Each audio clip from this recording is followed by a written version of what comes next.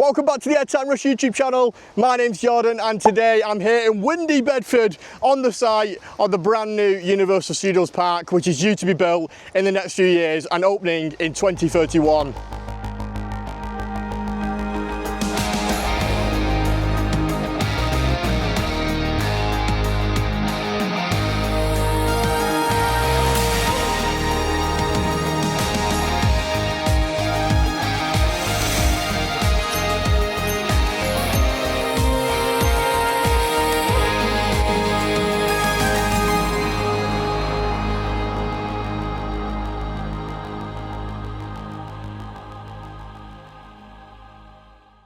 On the 9th of April, we got a confirmation from the UK government that this project had been given the green light. And I did actually do a video about that, covering what I think we'll see at this theme park. But in this video, I'm going to send the drone up, we're going to have a look if we can see any movement, any activity on the site, and talk about what we think will be the first to happen with the construction of this theme park.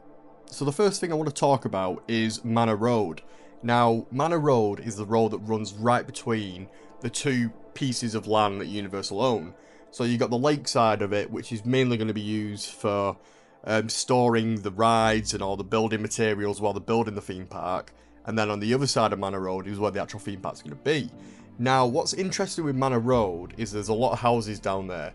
And I've been online and you can see when the houses were sold and for what price. And a lot of the houses on Manor Road were sold from 2024 up until today, roughly around between 350,000 to 700,000 they've been bought for.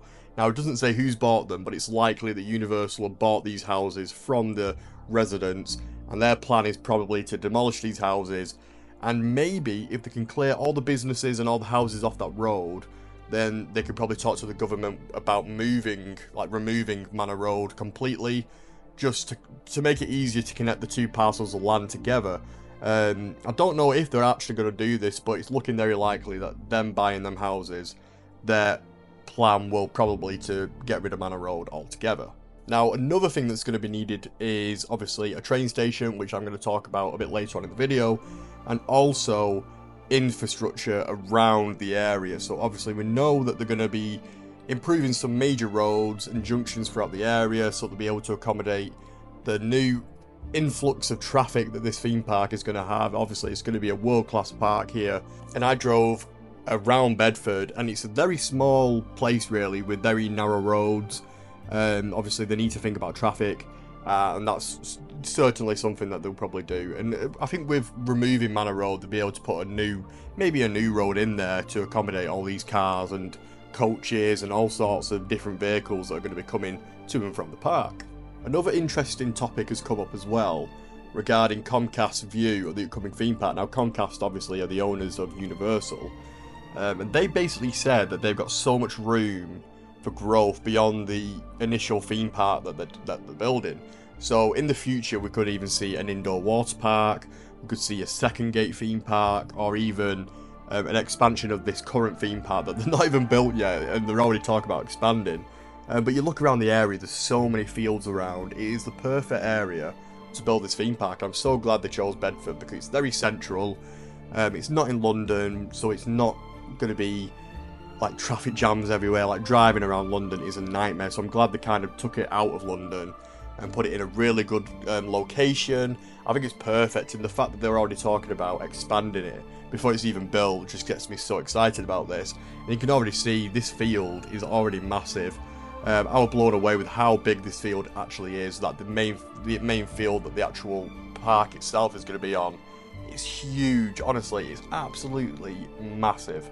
But like I said, it's really good to see them already planning for the future ahead of just this one theme park. And obviously we know we're going to have one hotel, but in the future could we have more? Could we have different themed hotels?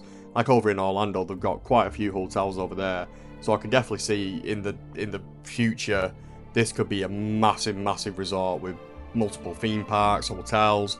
Another thing that hasn't really cropped up too much is if this is going to have a city walk. I'm assuming it will, because all the others have, but there's not really been any say in that in the plans, in the concept art, whereabouts that would be. But I would definitely like to see a city walk come to the park.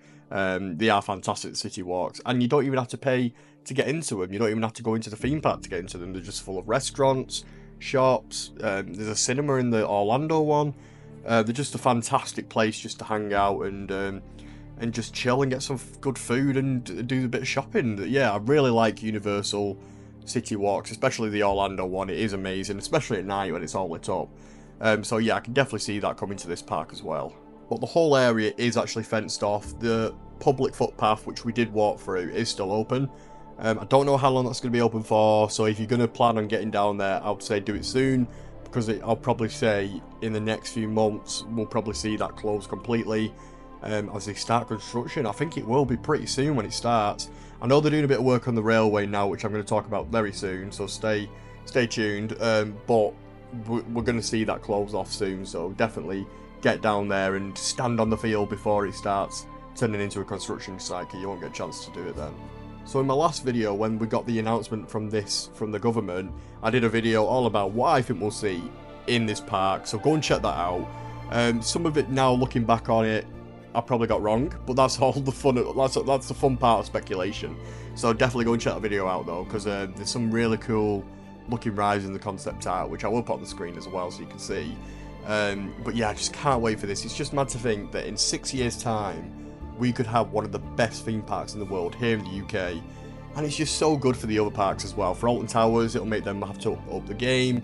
Pleasure Beach as well. But it will also draw people to them parks as well, because they'll be coming over, they'll be going to Universal, but then they'll go, oh, we'll go to Alton Towers for the day as well. We'll make a thing of it.